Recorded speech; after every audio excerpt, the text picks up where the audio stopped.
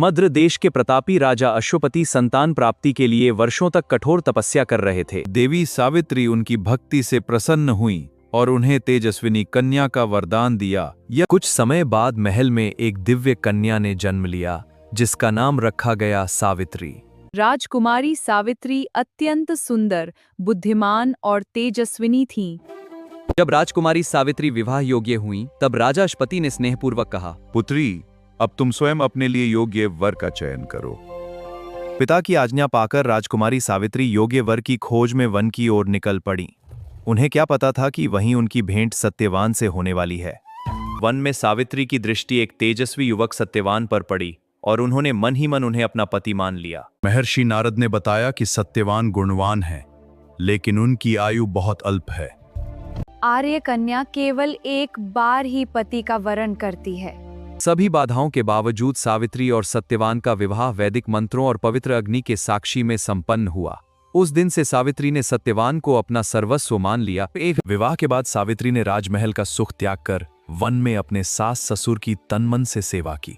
उनकी विनम्रता, प्रेम और समर्पण से पूरा वन आश्चर्यचकित था। धीरे धीरे वह दिन निकट आने लगा जब सत्यवान की मृत्यु निश्चित थी। उस दिन सावित्री ने कठोर व्रत रखकर भगवान से प्रार्थना की। सत्यवान लकड़ी काटने वन गए और सावित्री भी उनके साथ चल पड़ी। अचानक सत्यवान के सिर में असहनीय पीड़ा होने लगी। सत्यवान ने सावित्री की गोद में सिर रखा और उनकी सांसें धीमी होने लगीं। तभी मृत्यु के देवता यमराज वहां प्रकट हुए। यमराज सत्यवान के प्राण लेकर दक्षिण दिशा की ओर चल पड़े, परंतु पतिव्रता सावित्री भी यमराज के पीछे पीछे चलती रहीं। देवी, अब लौट जाओ, यही संसार का नियम है। जहाँ तक मेरे पति जाएंगे वहाँ तक मेरा धर्म भी मेरे साथ जाएगा। निष्ठा, सत्य और प्रेम कभी मृत्यु से पराजित नहीं होते। सावित्री ने धर्म और सत्य की ऐसी बातें कहीं कि यमराज भी प्रभावित हो उठे। यमराज ने प्रसन्न होकर पहला वरदान दिया, उसके सास ससुर की आंखों की रोशनी लौट आए। दूसरे वरदान में उनके खोए हुए राज्य की वापसी हुई। फिर सावित्री ने स्वयं 100 पुत्रों की माता बनने का वरदान मांगा।